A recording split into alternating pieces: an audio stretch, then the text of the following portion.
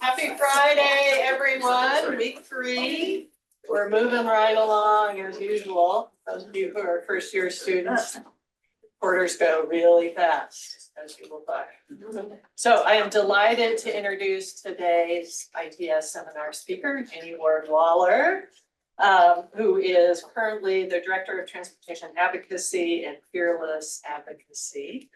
And she is going to tell you about that and about her career path in general. But I just want to say that she has been, in my mind, one of the leading voices, and not just voices, but forces for change in transportation in California over at least the last decade. So starting with work at the California Bicycle Coalition, I think that's when I first met you, and also the Safe Routes National Partnership, and then very importantly for 6 years at Caltrans. Well, that's quite a story, and I think we're going to hear a little bit of that. But anyway, please join me in welcoming Jeanie. Thank you so much, Susan. Can you guys hear me in the back? Am I okay? Okay. So wave at me if you can't hear me. Try to project. I'm really happy to be here. I was happy to have lunch with some of the students. It's super fun to talk to students. I think your future, where you all are headed, is so important because transportation is one of the sectors that is changing really fast and really needs to change. And so we need folks who are, excited about policy, interested in changing transportation, and headed into their career the way you all are. So thank you for what you're doing. I also will just say, before I get into my presentation, I've got about 30 slides, try to pace myself. Some of the material's dense, and hopefully you guys have enough of a background that I'm not gonna be, talking over you. But I would love if you raise your hand, interrupt me, ask questions as I go. If something I say don't make sense, or if you want to know more, or, just something piques your interest, please feel free to interrupt. I would rather this be a conversation than me talking at you for 45 minutes. I think you'll get more out of it too. So please do. I get tired of hearing myself talk. All right. So as Susan said, I want to just tell you about myself a little bit and my career trajectory, because you're students and so you're thinking about your own careers. So I think it's interesting to give you some background. So I am educated as a civil engineer. I have degrees from Brown University and then also from MIT. I did structures, so I would focused on structures at MIT in my master's, and I actually practiced as a structural engineer in Boston after I came out of school. So I worked in the private sector. I worked for a firm doing building design, not transportation related at all. But I got very interested early in that time in not just the technical design of the building structure, but in the community that the building was situated in, where were all these people coming from, what was the building going to be used for, of course, kind of the sustainable design of the buildings. Was interested in materials, sustainable materials. And so I started getting more and more into, sustainability and green design. I ended up deciding to go back to school after I, was sort of feeling like this isn't for me. This structural engineering practice is a little too much in the weeds for me. I wanted to think about these bigger issues. And I did a program at the University of Cambridge. It was a Master of Philosophy. And that I think of as more like engineering ethics. The program was called Engineering for Sustainable Development. And it had some technical work, but it was mostly thinking about the implications of engineering, especially when we're in the climate change era. What is the future for big infrastructure? How do we think about community impacts, environmental impacts, and of course, global climate impacts? And I just happened to, I was doing a lot of bicycling in my personal time. I was training for Ironman triathlons at the time. And so I got really interested in transportation because I was spending all these hours and hours on my bike while I was, balancing with school. And so I did a thesis. I did my master's thesis on bicycle policy and bicycle transportation, specifically looking at what US cities were doing to increase bicycling. And I came across this organization, Safe Routes to School. And after finishing that degree, was having a little trouble finding a job. This was like 2010, so it was post-recession, when it was hard to be making a big career change. And so one of my graduate advisors told me, if you ever want to work in nonprofit or any kind of advocacy or development, the most important skill is being able to raise money. So pick something and raise money. And so I picked Safe Routes to School because I just spent a bunch of time studying it. And I decided to ride my bike across the country. I was unemployed. I didn't have time, but I had a lot of time on my hands. So it's like, I'm gonna plan this trip across the country. I'm gonna raise money for Safe Routes to School, and then maybe somebody will hire me to work in like some kind of bicycle advocacy. And that is literally exactly what happened. I started in Key West, Florida. I biked to San Francisco. And at the end of my trip, I just happened to have the chance to meet Deb Hubsmith, who was the founder and executive director of Safe Routes Partnership, who I just spent all this time raising money for. And she was like, what are you doing after this trip? You should come work for me in Sacramento and start working on transportation policy. And so that's literally what brought me to work in transportation, and also what brought me to Sacramento. I've worked for Deb for a couple of years.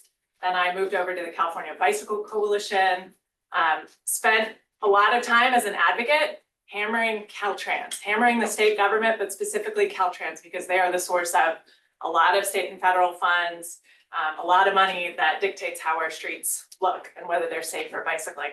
And so after a while, Caltrans got kind of annoyed, and they were like, why don't you come work for us? And so somebody recruited me to actually come inside government and work inside the sustainability program at Caltrans, which at the time was kind of a brand new program. That was 2017.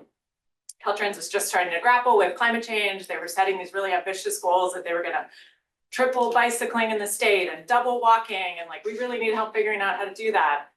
So I was one of the people that got to come in and help start to push some change, and really specifically push on active transportation.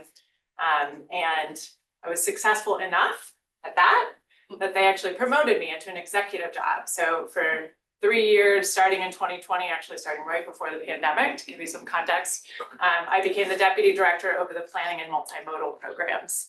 And I was in that job for 3 years. And I like to tell people that my job is to like look out in the future and figure out how the transportation system needs to change, and help Caltrans, like point Caltrans in that direction. So I was all about change. I was the change agent internally at Caltrans, and in a very visible leadership role doing that. And I'm going to talk to you a lot more about that and what that was like. Unfortunately, about a year ago, I sort of hit up against the limits of how much change I could create inside Caltrans. And I pushed a little bit too hard on a project that was very sensitive, important, actually in your backyard. It's on the Yolo 80 Causeway, big widening project that has a lot of funding, particularly federal funding on it, that there's fear about losing grants. Every time you get a grant, there's a lot of fear about making sure that that money gets spent. You don't have to give money back to the federal government, which I appreciate is important. But I was worried about some pieces of that project that I didn't have good answers to. I couldn't get good answers, and I was in an executive position. And so I actually told my boss that I was going to whistleblow, that I was going to ask for an external audit, because I couldn't see a path to accountability on something that I really had major concerns about. And I ended up being handed a termination letter about a week after that. So I stepped away at that time, took a little bit of downtime. It's always good to take a break in your career too, to sort of assess what's next. And I am now in a role as a consultant and lobbyist. So I'm kind of back on the outside of government, working for, all of my clients are actually nonprofits that are really mission aligned with me personally. So they all care about active transportation, transit, sustainability, equity. So it's a great place to be. I actually love what I'm doing now. I am still pushing to reform Caltrans in my current job, and with my current clients. So sort of thinking about that as like my life's work at this point. I'm not going to go away, Caltrans, even though they pushed me out of the agency. I still have a lot of work to do, and thank you. And I'd like to just tell you too, to give you a little context, I still am like an ultra endurance. I do like 100-mile trail runs now. So that just is to give you a little bit of context of how much stamina I have for hard things. Little personal note of how I spend my time. All right, so I'm gonna give you a couple of kind of high level context setting slides, and then I want to get into some examples because I want to talk to you about like what does it really look like to try to change policy and change an agency like Caltrans. So sorry if you've heard this already. I know some of you talked about this in a seminar earlier this morning, but just to give you a little bit about Caltrans and what Caltrans' role is. Caltrans is, of course, our state Department of Transportation here in California. Their main job, the bulk of the workforce at Caltrans is focused on maintaining and operating the state highway system. We have more than 50,000 lane miles of highway, of state highway. Some of that is also interstate in the state of California. So it's a huge job to just keep the roads open, keep them functioning as well as we can. And that's what most of the workforce at Caltrans does. But little known, there are some other jobs that Caltrans does as well. One of those is operating that intercity rail. There's 3 intercity rail lines that we have in the state of California. The Capital Corridor, which you know runs between Sacramento and the Bay Area. LoSan, which runs between Los Angeles all the way down to San Diego and up to Santa Barbara, I think. Yeah, and then the San Joaquin, which runs down the San Joaquin Valley. So Caltrans plays a role as a part of joint powers authorities with some of the local agencies in those regions, running and operating those intercity rail services. And then they also have a very small aeronautics division, which has some responsibility for oversight of public use airports. There's a actually really big role of being the steward to money to local agencies that come from both the state and the federal government. We call that local assistance. That's actually a pretty big job because we have a lot of state and federal money that goes to local agencies through Caltrans. And then statewide transportation planning. And that's the part that I know the most about because that's where I spent most of my time while I was inside Caltrans. So, you know, thinking about the long range, how is the population growing? How are regions changing? And what does the transportation system need to look like to serve California? That's also a role that Caltrans has. Stop me if you have any questions. Okay, and then Caltrans kind of sets strategic direction in something called their strategic plan. We were on a cycle of updating this about every 4 years. So the last one that I was heavily involved in was the 2020 strategic plan. And I just want to highlight for you kind of the direction that Caltrans is trying to go. What are some of these high level policy goals? And the ones I'm going to focus on as I talk through the examples that I want to share with you are really focus on safety, and that, you know, to describe it in a little more detail, that the sort of top strategy around safety is eliminating fatalities and serious injuries, which is actually a big change in the safety focus. Because in the past, there's been more of a focus on just preventing any crash, like even little fender benders. So to shift towards focusing on eliminating fatalities and serious injuries is a change in terms of the safety approach inside Caltrans. The second one I'm going to talk about in a lot of detail is enhancing and connecting the multimodal transportation network. And this one, you know, also includes reducing driving, reducing vehicle miles traveled. You probably know VMT as an acronym. The next one I'm going to talk about a lot is leading climate action. Again, trying to focus on reducing driving, specifically aimed at reducing greenhouse gas emissions from transportation. And then I will also talk about advancing equity and livability in all communities.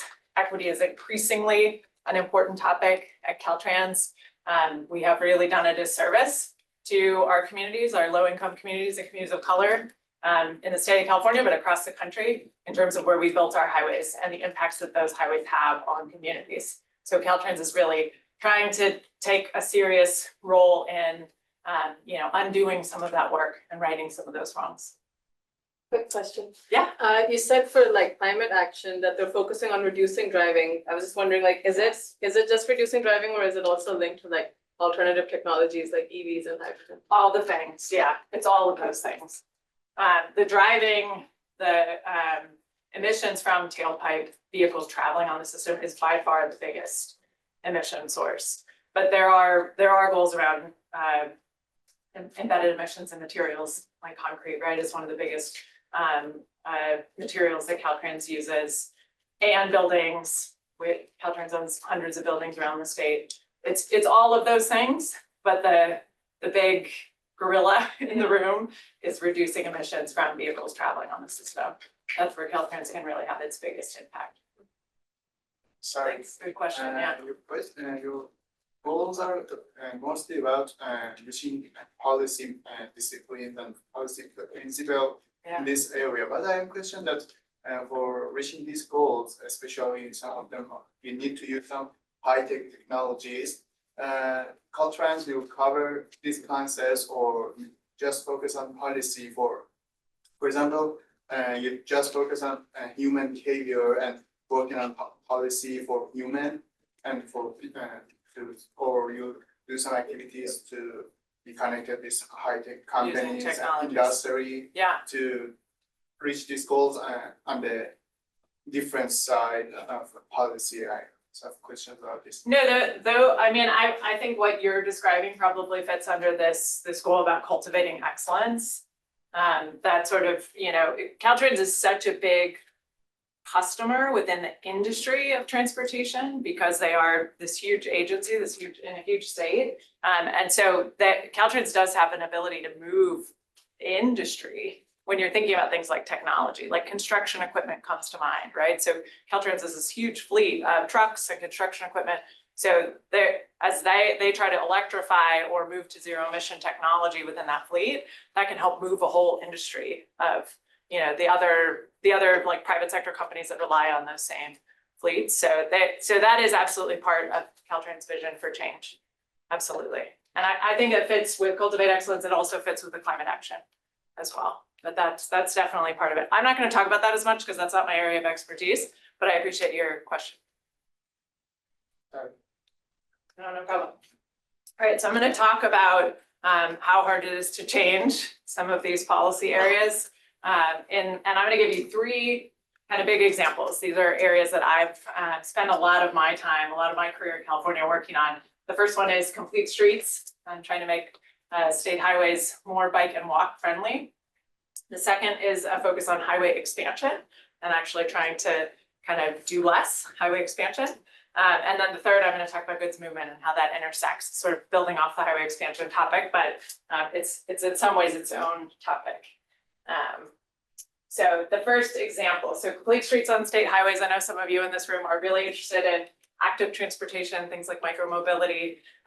A lot of our state highways in California, even though you think about the freeways as the state highways, the majority of state highway lane miles are actually accessible to walk and bike. And if you think about a lot of our rural roadways all over the state, those are all state highways. Those go through little small towns all over the state. And each one of those is a community's main street. So it's a place that, should be walkable, should be bikeable. There are also a lot of urban arterials, kind of streets that are commercial strips in suburbs or even in cities. Somebody was talking about Van Ness in San Francisco earlier. Those are also state highways. So there's some deceiving kind of legacy state highways that are really city streets in their essence. They serve more local transportation than they do that, sort of interregional or, bigger sort of freeway level traffic.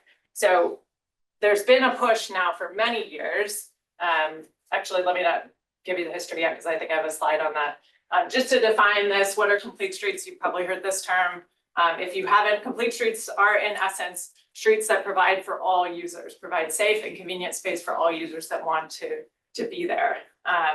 So that can include, all of these different modes, especially in more of that local city street context. You want safe space for people to be able to bike and not be in high-speed traffic. You want people to be able to have sidewalk space, especially if you're in a wheelchair or some kind of assistive device. And another piece of context for this, back to the goals I was talking about, safety and reducing fatalities and serious injuries is one of the big goals of Caltrans. We are really in a safety crisis in the country and in California, and even here in the Sacramento region. It's really increasing every year. We're seeing more and more fatalities, especially pedestrian fatalities. So we really are dealing with a crisis.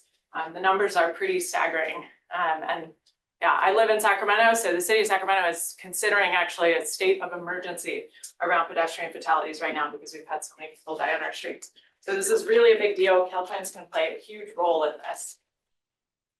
So this is the history. I'm going to try to tell you, sorry for all the words on the slide. I'm going to walk you through this because I think it helps to tell you sort of my role in some of these different steps.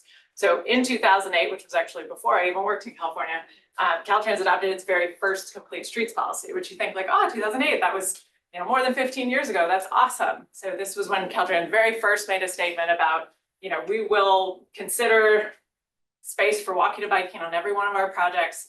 This is an important issue for us. However, in 2016, when I was at the California Bicycle Coalition, 8 years later after Caltrans adopted their first policy, I was involved in doing an audit of Caltrans' biggest program, their maintenance program for the state highways. We call it SHOP. I'll talk again about what that is on the next slide, I think, but it's $5 billion a year for maintenance of highways in the state. And I went through the project list, hundreds of projects, to see like, where are these projects and are any of these missing opportunities to build sidewalks or bike facilities.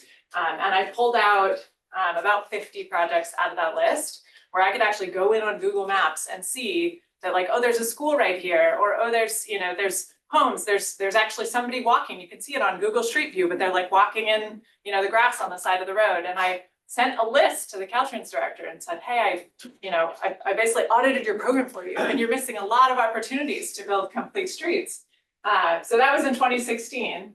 On the heels of that, CalBike partnered with Senator Scott Wiener from San Francisco to introduce the very first attempt to legislate, to mandate that Caltrans not miss those opportunities.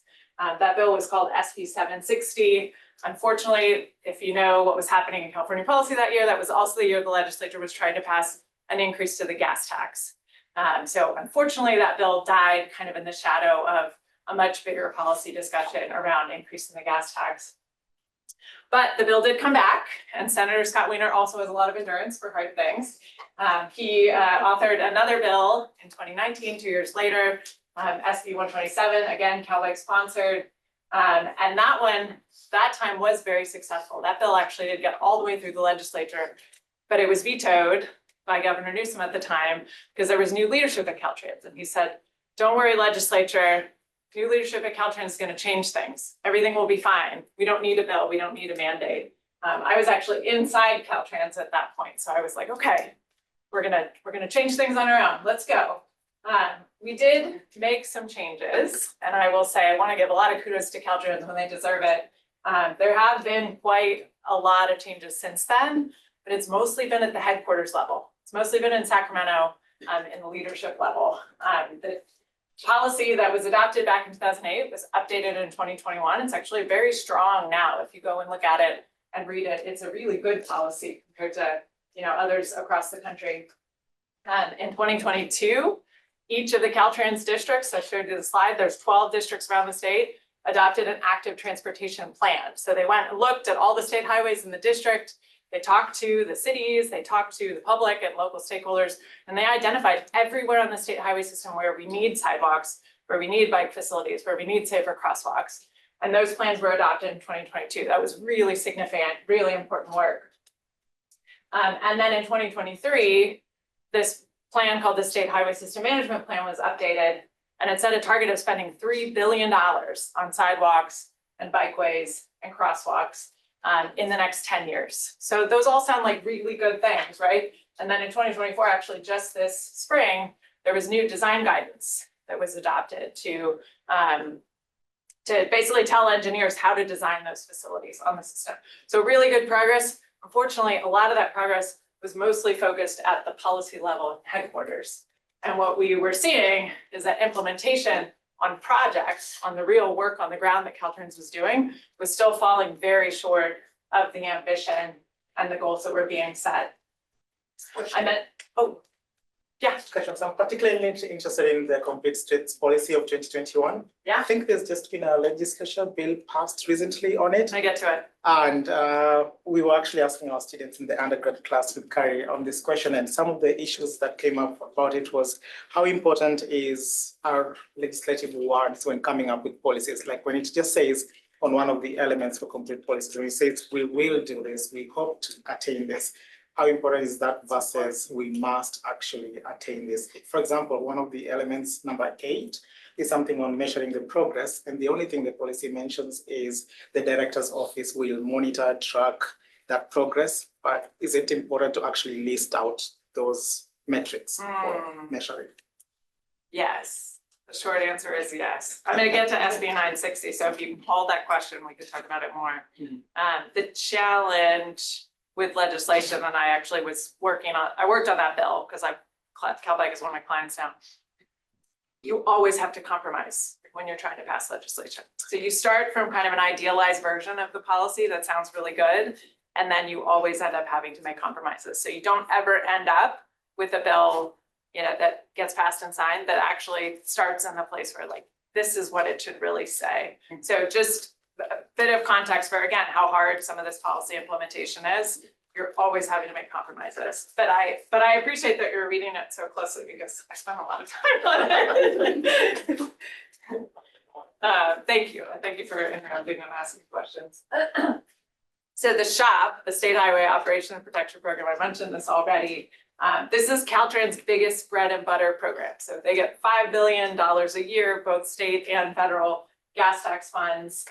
And they basically look out 4 years into the future and they adopt 4 years at a time. They say, these are the next 4 years of projects that we're gonna do. So they're kind of always planning out, 4 years into the future for where are the needs for, repavement, bridge repair, culvert repair, a whole bunch of things fall on the SHOP.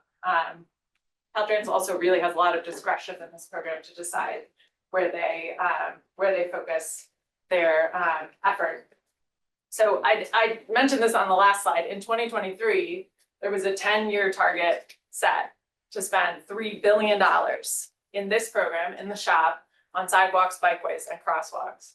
However, what we're seeing, after all that progress that headquarters has been making, so Caltrans is actually only planning to spend $280 million across the state in the next 4 years on sidewalks, bikeways, and crosswalks. So I did a handy dandy pie chart to make it clear that if you're planning to spend $3 billion in 10 years and you're only spending $280 million in the next 4, you're nowhere close to staying on track on the progress that you need to make to actually hit that target. They're spending less than 10% basically in the next 4 years.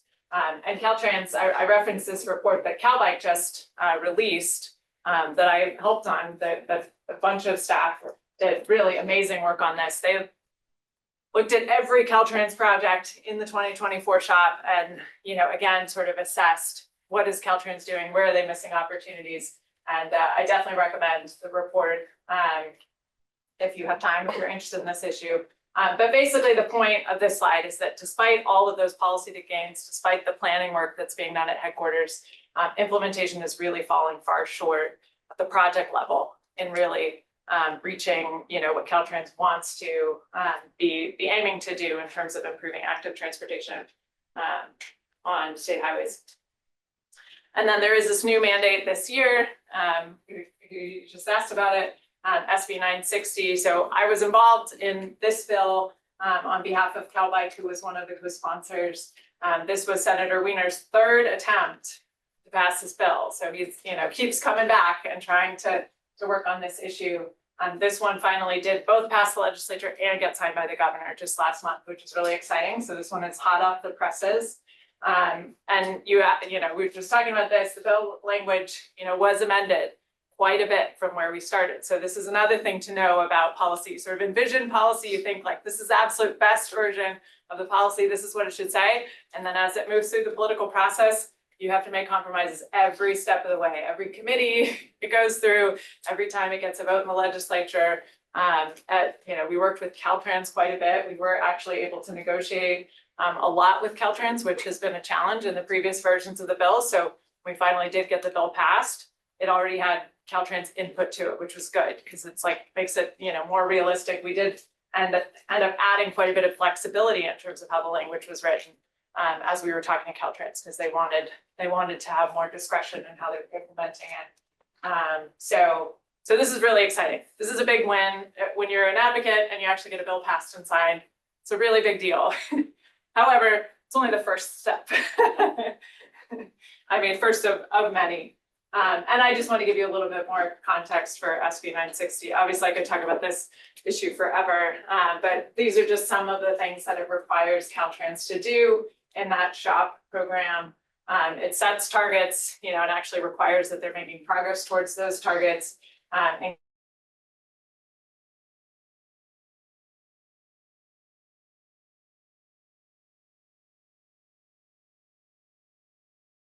we can't afford to add sidewalks here.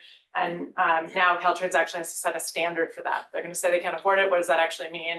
Is there a cost threshold by which you can say we can't afford to do it in this location?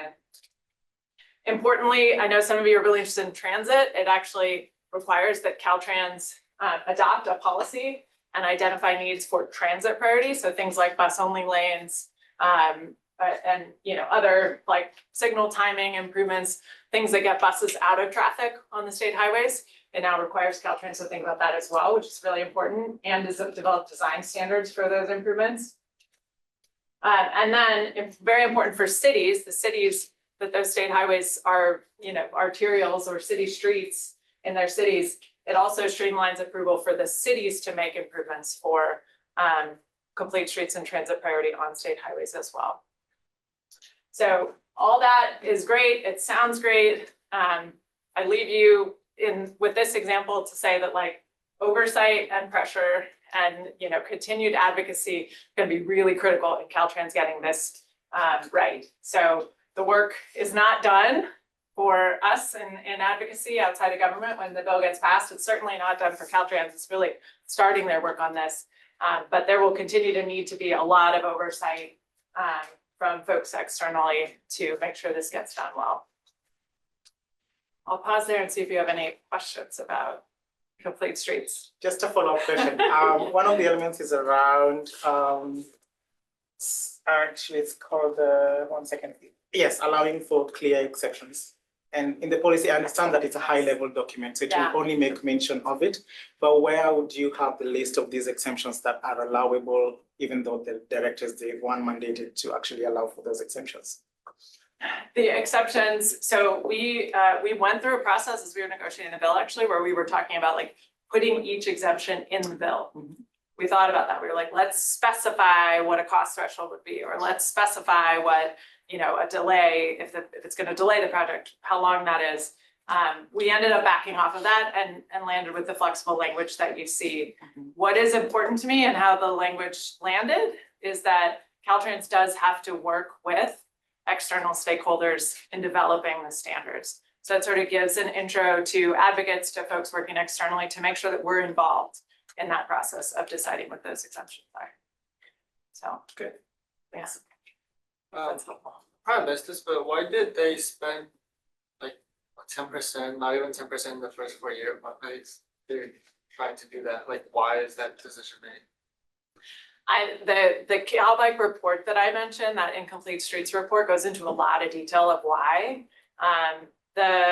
It's really project by project decisions. So it ends up falling to individual project engineers and project managers to sort of decide why or why not will they include something like sidewalks or something like bike lanes on an individual project. But there are a lot of commonalities. Cost is often used as an excuse. Even though the program has $5 billion a year, they will say, oh, we can't afford to put sidewalks here, so we just didn't include them this time. Or, we're expecting that the city of whatever, city of Davis, is going to come up with that money later, and so we'll come back and do it.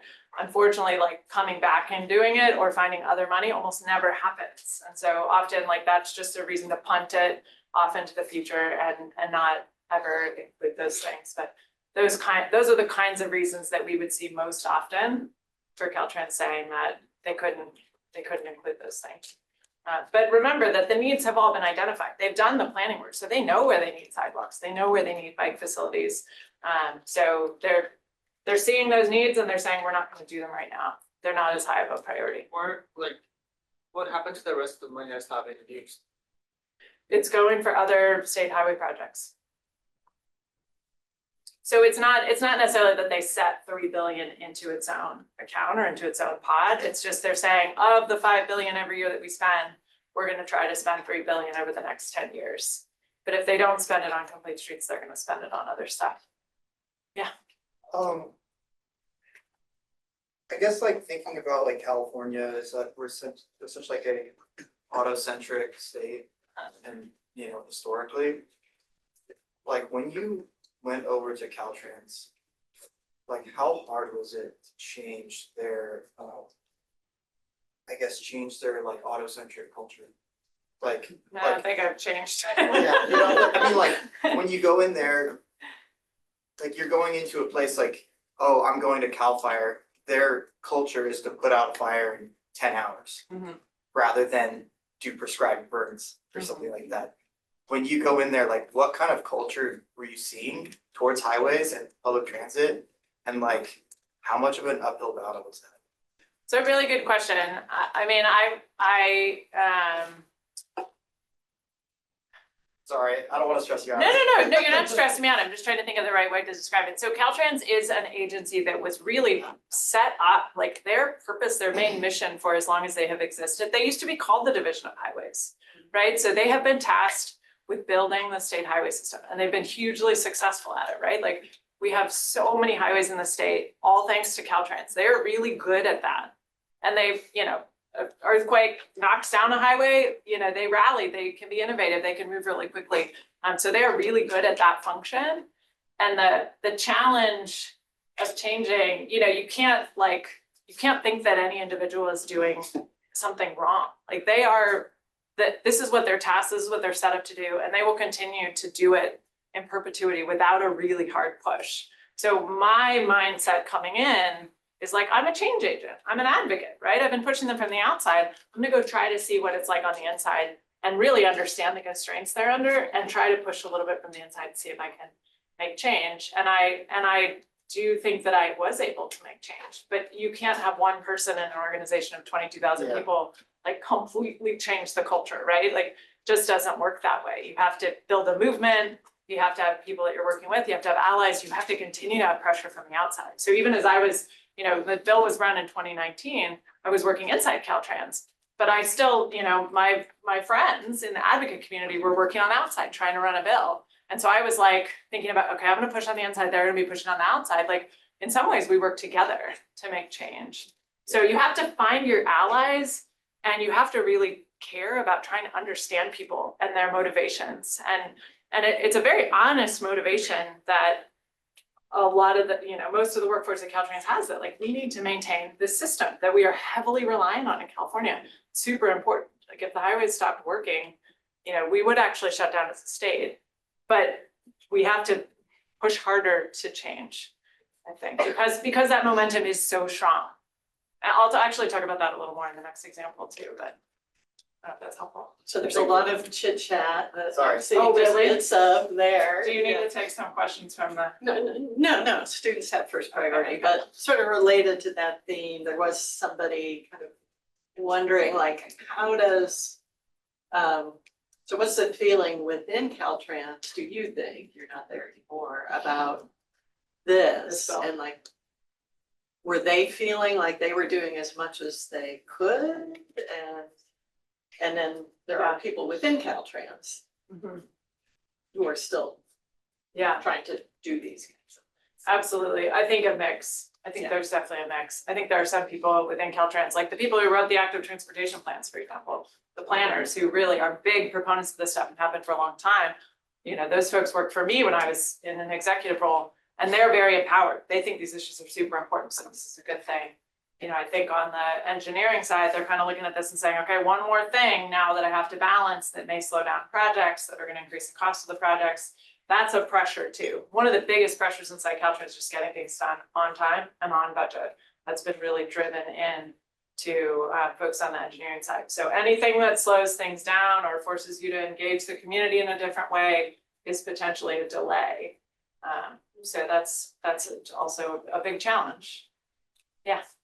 I'd like to add an example to what you were just saying a moment ago to give some life to all this.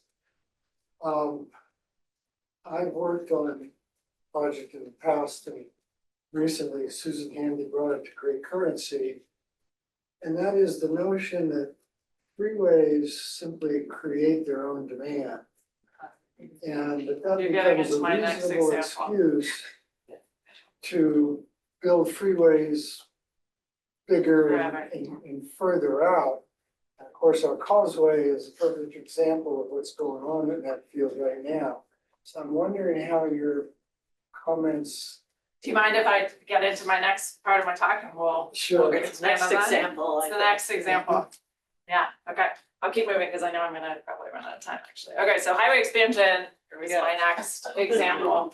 And this is a photo of Highway 50, which you may recognize on the other side of Sacramento, which is currently being expanded. In fact, almost all of the freeways in Sacramento region right now are it's All of this. development or already under construction with highway expansion. So the focus of this example is how do we shift away from expansion as the focus towards, how do we actually utilize the system that we already have better and shift more funding towards multimodal investment, like the complete street stuff I just talked about. This is a really fun graphic that actually Caltrans produced. This came out of the sustainability program, but sort of shows this concept of induced demand in action, right? Folks are sitting in traffic, they're so frustrated, they're like, the only way to fix this is to make more space for us to drive out here. As soon as we do that and add lanes, there's only really a benefit in the short term. And often it causes people to change their behavior, change the time that they're traveling. Susan's done a ton of research on this, so I'm sure if you've heard Susan lecture, you probably know this topic very well. But, ultimately, basically, the congestion is just as bad, if not worse, after the new lanes are added because of this concept of induced demand, where the highway just sort of creates its own increases to driving. And then all of the, attendant problems that come with that, the impacts of widening highway in addition to just like the basic cost of these projects, but at this, day and age, they cost hundreds of millions of dollars to do some of these highway expansions.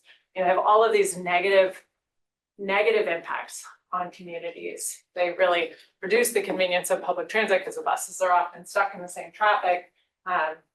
Increase safety risks because you've got more traffic flying on and off the freeways, so it makes it harder to get across or to walk and bike in those communities that are adjacent.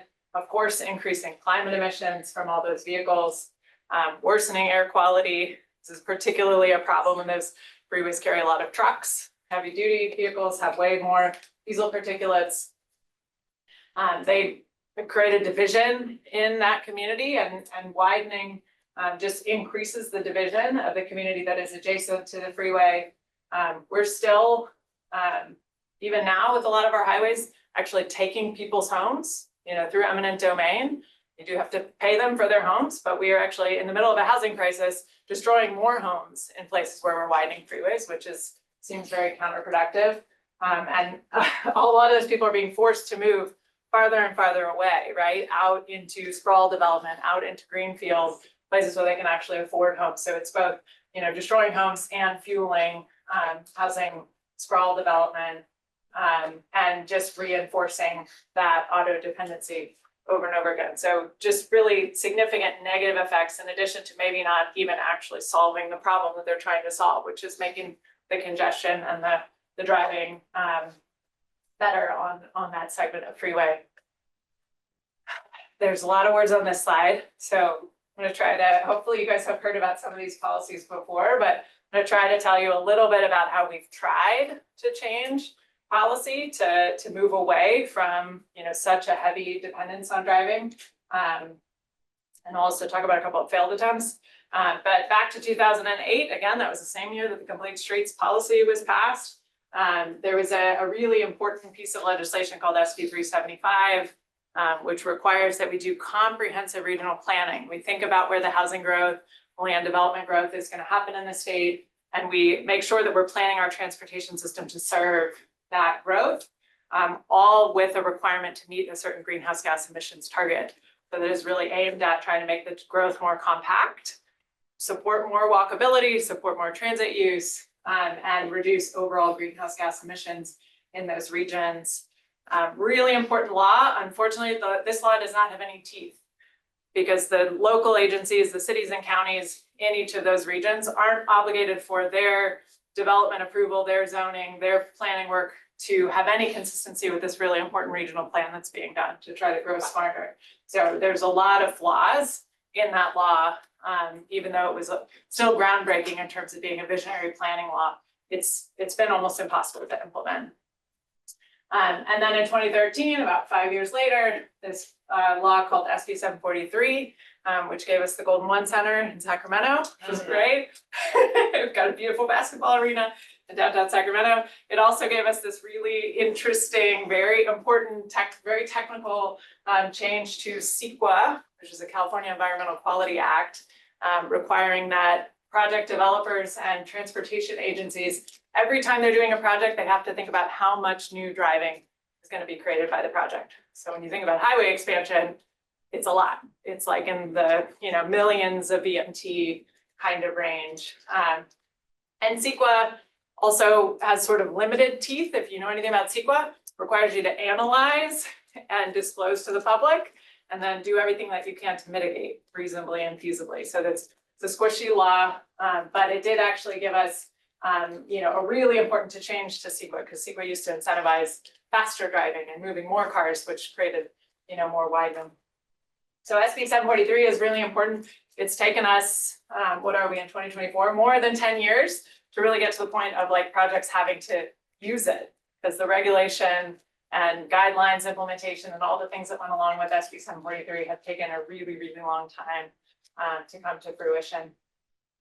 And then a couple more recent executive order in 2019 by Governor Newsom directed the State Transportation Agency to leverage state funding. It's about $5 billion in discretionary state dollars to reduce greenhouse gas emissions, reduce driving, fund transit, walking, and biking. And that led to something we call CAPTI, the Climate Action Plan for Transportation Infrastructure, which was adopted by the State Transportation Agency to implement that executive order. And it's an executive order, so it's not quite as binding as legislation, but it does give a lot of oomph. It does push Caltrans, push the CTC, some of the other state agencies in the direction of less widening, more focus on transit and active transportation and equity. Sorry, I need a drink.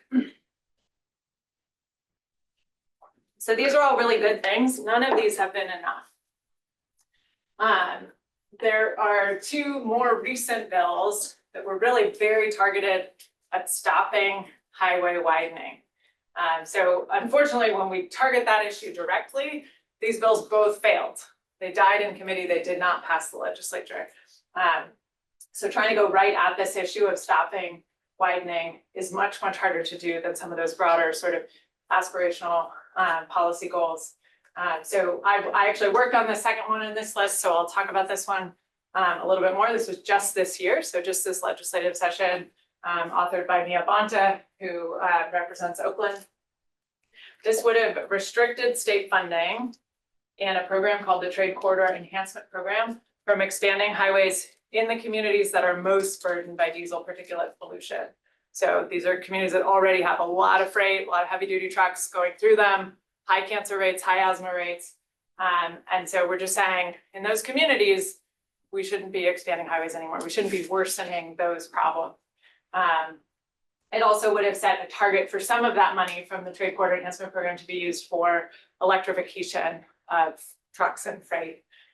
And this bill did make it through the Transportation Committee in the Assembly, but then it died in appropriations. So very sad, but this is an issue that is definitely going to come back. And I want to just give you a little bit of a scale too, because you're asking about like the culture of Caltrans and why is this so hard? I mean, Caltrans is really good at this, right? They're set up to build, expand, maintain the state highway system, and that's what a lot of the design guidance is focused on. That's what the engineers are trained to do. So that is their bread and butter. That's what they know how to do. It's really hard to stop that, and there's a lot of momentum in the pipeline. In fact, there are hundreds of projects in the pipeline, like in the project development pipeline, on the plans, on the books, to continue to widen our freeways around the state. We looked at all of the regional transportation plans and all the metro regions across the state. We were actually able to count thousands of lane miles that would add to a system that is already 50,000 lane miles. So a hugely overbuilt system we're planning to just continue to expand it without, you know, again, as I said, a really concerted push. And you will see, we are seeing that agencies are sort of changing the justification for those projects. So because we have SB 743, because we know that induced demand and, you know, expanding highways create more traffic, because that's a thing. Agencies don't often justify their projects just based on congestion relief anymore, because congestion relief is not a thing. If you have congestion and you widen, you just get more congestion. You don't get relief from that congestion. So congestion relief is much less common. You don't hear Caltrans or transportation agencies using that term as much anymore. Now, more often you see this, and saw this with the old lady, they're justifying it based on this is a goods movement project. It's gonna help get more trucks through, it's gonna help the economy.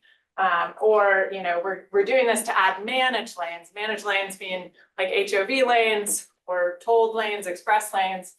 So these lanes are gonna be different because we're gonna manage them. So it's not as bad as just a regular widening for general purpose lane. So the justification is shifting to try to still sort of, you know, make sure that these projects are acceptable under our current policy paradigm, but they're still ultimately going to have the same effect. You know, all of those negative impacts and definitely a huge effect on increasing driving. Can I just quickly ask? Yeah, I've heard two other justifications popping up, and I wonder how much you're hearing this. Equity, because of the people who can't afford to live near their jobs, and then evacuation. Yes. You know, like wildfire Yeah. evacuation. Are you Yeah. hearing those? Absolutely. Yeah, on rural state highways, evacuation, like for wildfires, is now being used as a reason, as a justification for expanding, because you need more space to get out, you know, during that one emergency time when you have a fire, you know, we need to widen the highway for the other, you know, 365 days a year that people are just doing that. I mean, I'm very sensitive to that, and I think, you know, some of those reasons you have to really be thoughtful about, but there are a lot of ways to design the road to allow for, you know, one way out in an evacuation, or wider shoulders, or, you know, some kind of bike facility that can be used exclusively for bikes during most of the time, but then can be an emergency access lane or an extra evacuation lane during those times. So there's a lot more ways to be flexible with our roadways, and those have been very hard for, I think, Caltrans engineers to embrace, because they require a lot of innovation and diverting from the design manual. Yeah.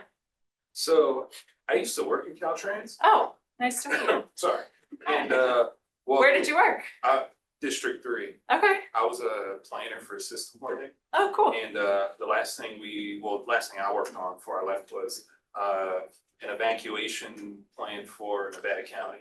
In the event of fire. Highway 49. And there, yes. Yes, There I know was a well. lot of, because when Dr. Handy mentioned that, it made me think about that. Yeah. And they do like contraflow. I talked with the Nevada County Fire Department, OES, and they had a lot of good input about how to make it so that, yeah, we're just not adding more lanes. You can do contraflow, you can make the shoulders painted so that they don't appear to be shoulders, but when they actually are, you know, needed, then hey, use the shoulder. So I think the MPOs and other agencies actually offer better input sometimes than from, I guess, within Caltrans. Yeah. It's good to have, you know, different stakeholders, different subject matter experts be able to give that, because then it opens up a lot. Yeah, thank you for that. That's great, and good to know that there's a fellow Caltrans alum in the room. Yeah, so great point. Equity, I mean, the other way equity is often used to justify these is like if the freeway location is very congested, the pollution, you know, theory is that sort of getting the cars moving faster will reduce the pollution. Because cars that are idling are actually polluting, at least the older cars, you know, modern cars have the like engine stoppage thing, but I also think that that's valid, except that the increased demand effect from the research I've seen like overwhelmingly outweighs the benefit of just getting the vehicles to move faster. So, but that will often be used to say like, well, but these poor communities are having all this air pollution, so we need to stop the vehicles from idling so that we, reduce the air quality impacts, which is, just problematic. Question, Oh, yeah. actually citing. Oh, yes, I was just going to say that actually, speaking about fires, Lake Elsinore is a place where they had a fire a while ago.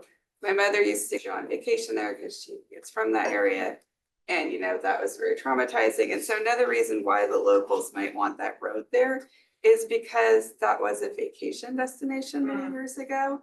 But the economy has kind of fallen off there. So the local people might be thinking that if they can get more tourists down and then also rebuilding after the fire and stuff like that. I know a lot of places might not want an extra road there, but while I haven't heard anything, I can see that those are some reasons the evacuation route, people get very scared by fires.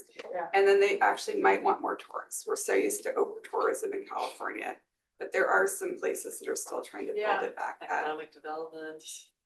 Yeah, thank you. No, totally fair point. And this actually, I took this from a project that just released their environmental document. So this highway expansion in the green is like just in development right now. It's gonna add about 40 lane miles to that section of I-15. So it's a big expansion.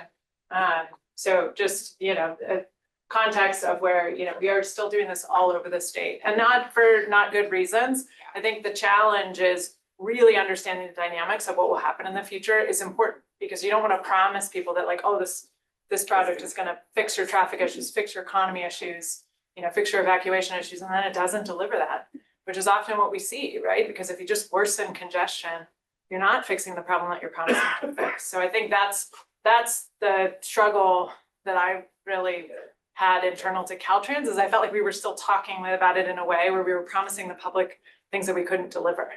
Promising congestion relief when you're not ultimately going to get that and you're going to worsen people's commute and lock them into more auto dependency is not serving them. But I appreciate the point that it's not that there's not places where we don't need to operate the system better. Absolutely. Okay, I think I'm gonna run out of time. Am I out of time? No, we actually go to 3. We go to 3. Oh, okay, good. We've been eating up your time with questions. I just remember I was supposed to talk for 45 minutes, so I know I'm past that. So I want to give a shout out to my good friend Amy Lee, who graduated, worked under Susan, just finished her PhD thesis last year, I think. I give a lot of kudos to her to looking at, the internal sort of the politics behind why are we still expanding freeways, even if it is not serving us, even if there are all of these unfortunate other negative effects. This is a diagram that she just shared with me, so give credit to her for this whole slide. But it gives you a sense of kind of how complicated the decision making is, which is why it's so resistant, why it's so hard to change. There's so many levels of decision making and a lot of incentives, a lot of power in the system to continue to push these projects forward, even if they're not serving our policy goals. And at the upstream end are very powerful, moneyed interests. The folks who build the highway projects, who benefit from the jobs, benefit from the land being developed either with housing or warehouses or whatever the growth is happening in the region.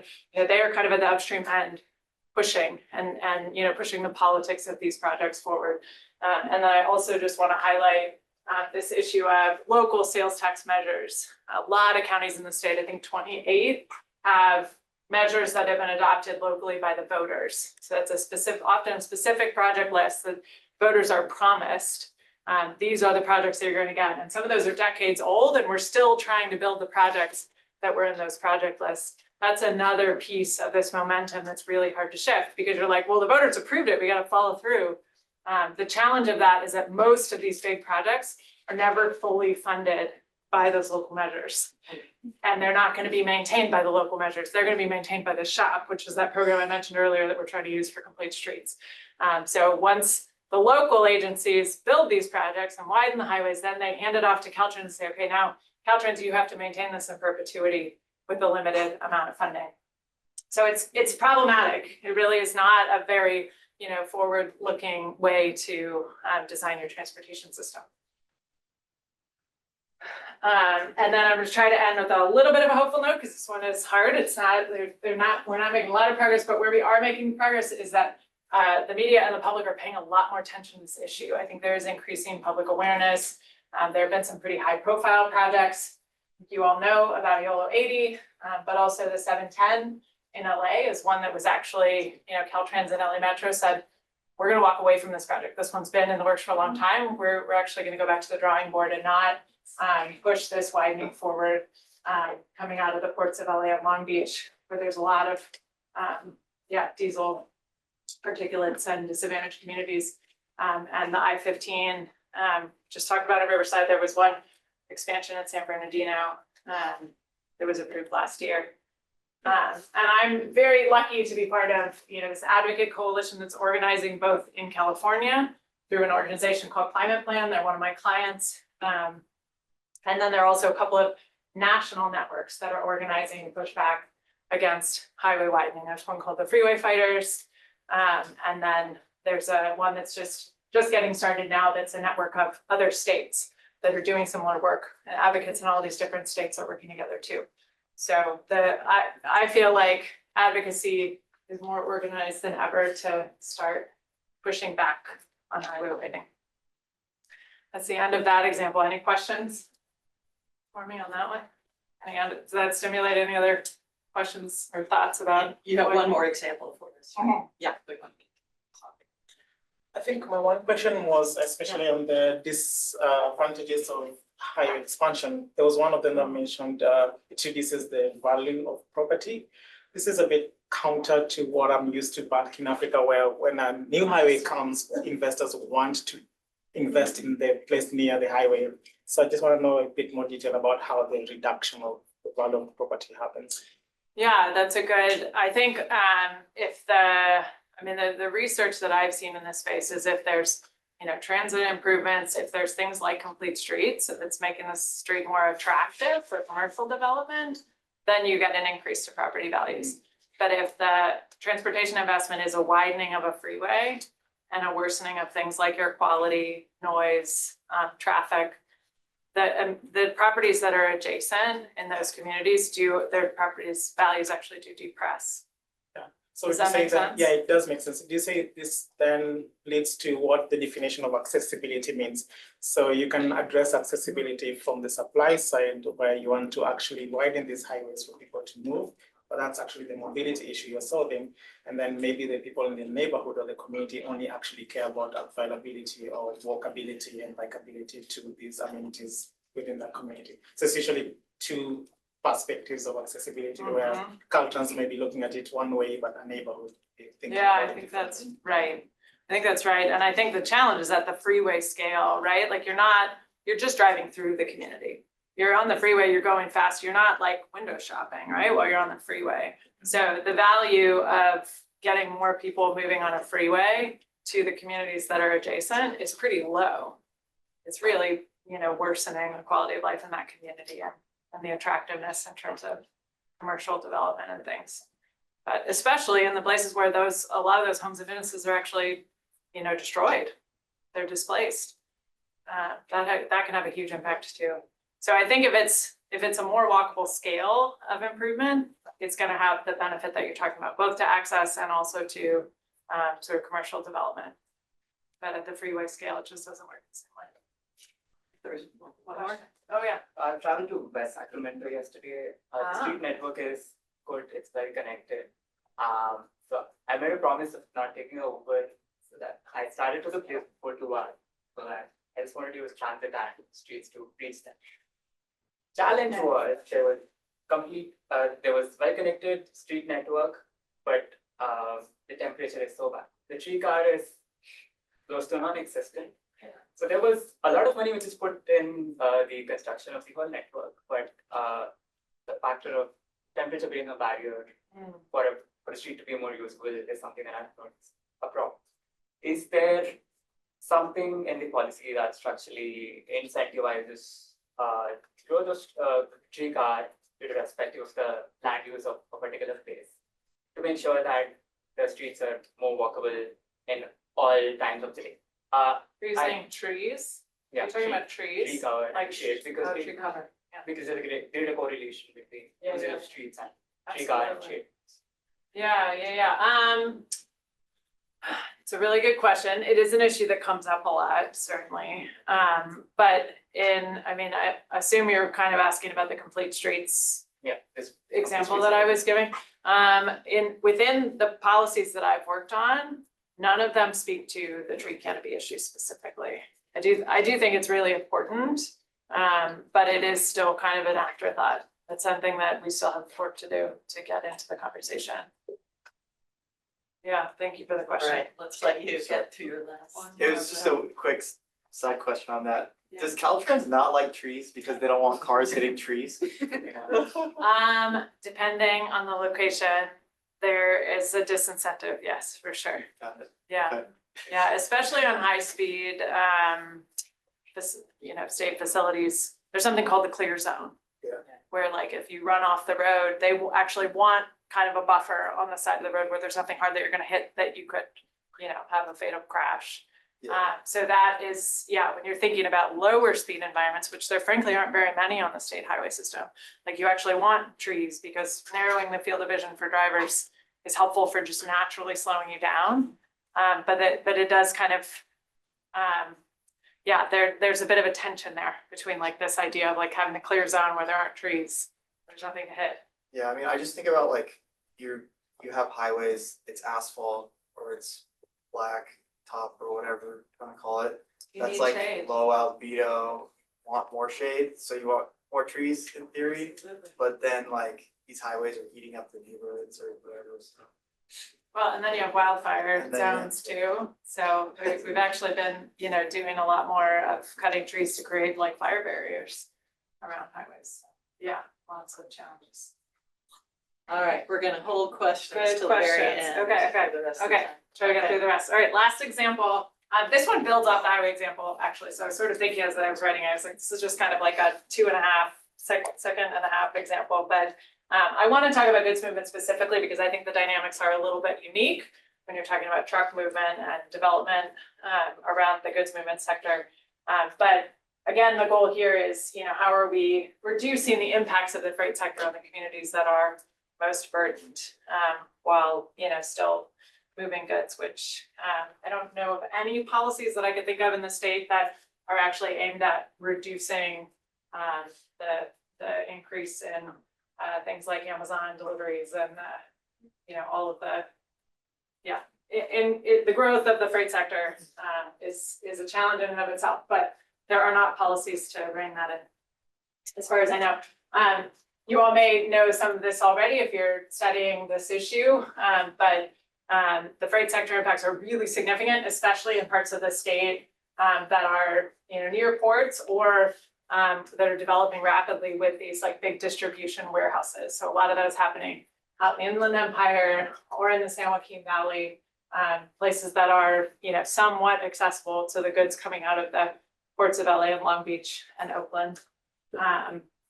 So this is just a photo I took off of Google Maps of like, one of these areas where you can see lots of Amazon warehouses and just how big of an impact it has to, some of these little areas where there are actually still little neighborhoods and people living there.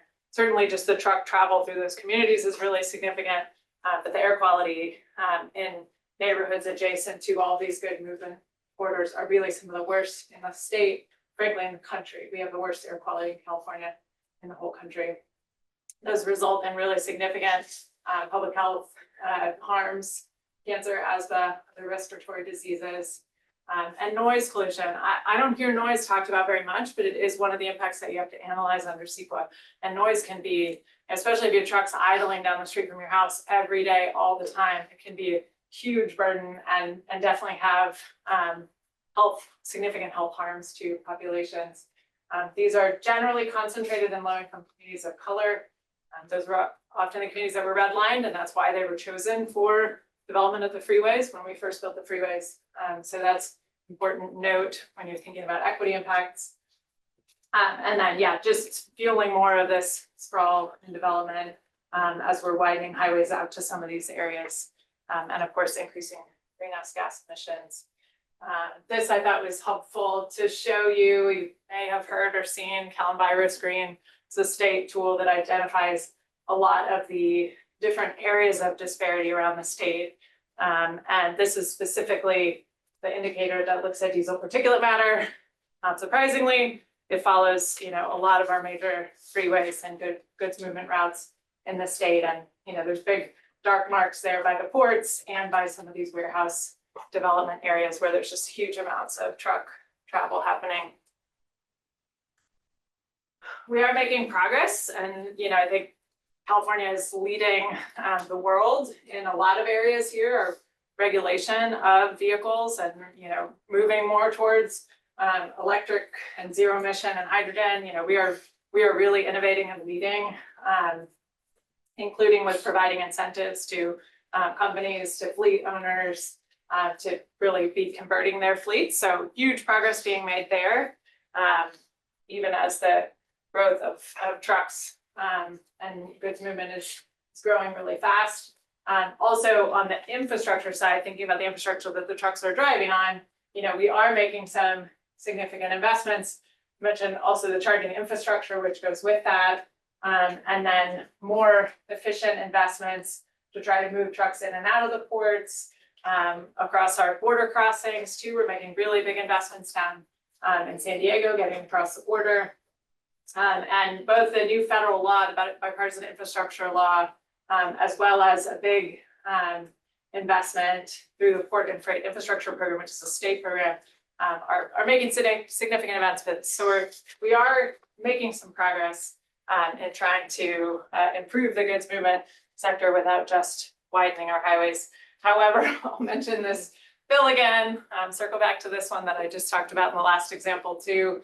This is just an example of how hard it is to shift some of this money. That the Trade Corridor Enhancement Program is actually the program at the state level that funds the most highway widening right now. So it's one reason why it's been really targeted by a lot of advocacy, is that it's, you know, fueling this problem of highway expansion. And, you know, I talked about how the justification now is like, but it's for goods movement. So, you know, it's different, it's important, it helps our economy. But a lot of these projects are increasing passenger vehicle travel more than they're actually benefiting goods movement. So the induced demand effect of, you know, adding express lanes, even if you're adding them in the name of improving truck travel, is really not having the benefit that you're aiming to have. So, so I worked on this bill. Unfortunately, it died, and I think it's just a good example of, you know, the goods movement argument and the, you know, the entrenchment of needing to expand highways even for goods movement, even if we're still going to spend it on the freight sector for helping them electrify. That there was just a huge amount of resistance.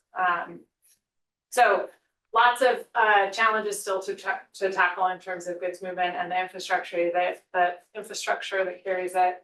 And I just made a note there, that very last bullet, when SB 743 was developed, that, you know, VMT analysis law actually exempted truck VMT. So when agencies are thinking about highway expansion and having to analyze how much new driving is going to be generated, they don't have to consider and mitigate the effects of truck increases. So that's just, you know, a note in terms of, you know, more work to be done, even in areas where some of these laws have been, have helped us take big steps forward.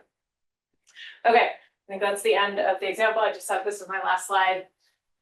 Just want to leave you with a few takeaways from my work in policy, and just how hard some of these things are to change, especially when you're talking about a system as complex as transportation. These things are really hard.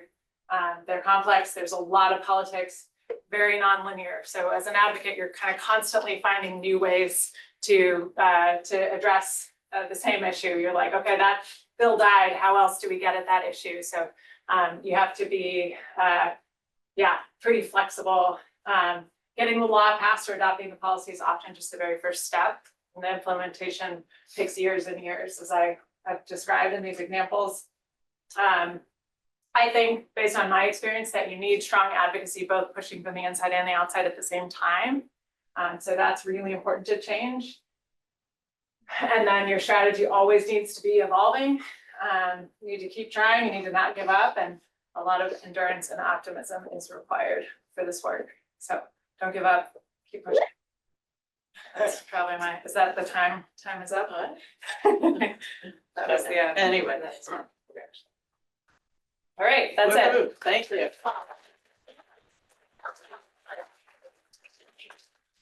All right, we do have time for a couple of questions. Anybody has anything more? Way in the back. Fabulous. I didn't, do you have any suggestion for application of HSR? Sorry? I'd Did you have say you're- any, did you have any application or suggestion or expectations of HSR, high-speed rail? high-speed rail, do I have? On changing the car-centric or mindset or industry or development? Well, you're just asking for my personal opinion, because I didn't work, high-speed rail is its own agency in state government, so, I did have rail, the state rail plan was in my, purview at Caltrans, but my personal opinion is that we need high-speed rail.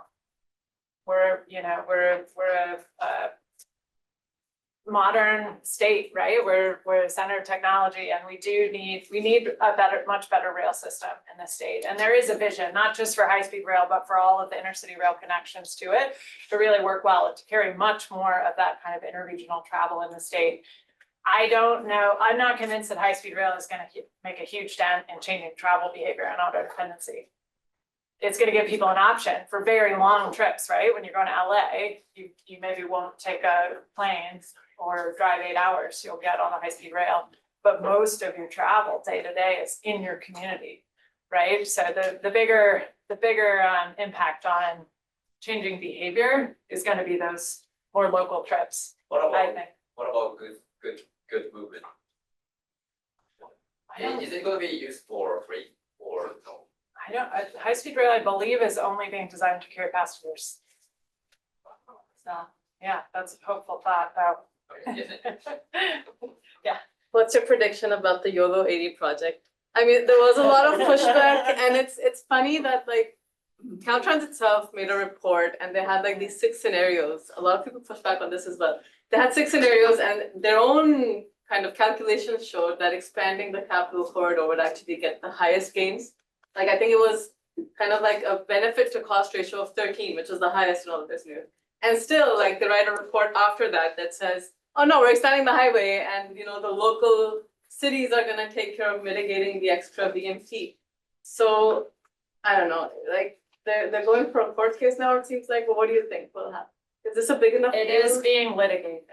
Yeah. So, and I think there are actually 2 different lawsuits, 2 different groups of advocates that are litigating it. I can't make a prediction. I mean, my experience at Caltrans has been such that like there's so much momentum behind projects like that. It is really hard to stop, especially when like that one has a federal grant, 80 million from the Biden administration, which is the politics of that in a democratic state. Yeah. There's a lot of momentum behind that.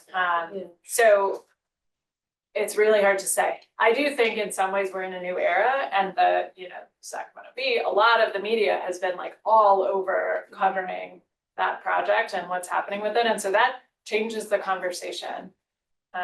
There's a lot of misinformation, I feel like, because they claim that these are federal funds and it has to be spent on highways, but it can also be spent on things like bridges, and they could fix the Martinez Bridge. Can And be make the spent on train- transit. Can be spent on Yeah. transit too. Yeah, I mean, I can't make, and I shouldn't make a prediction on that project.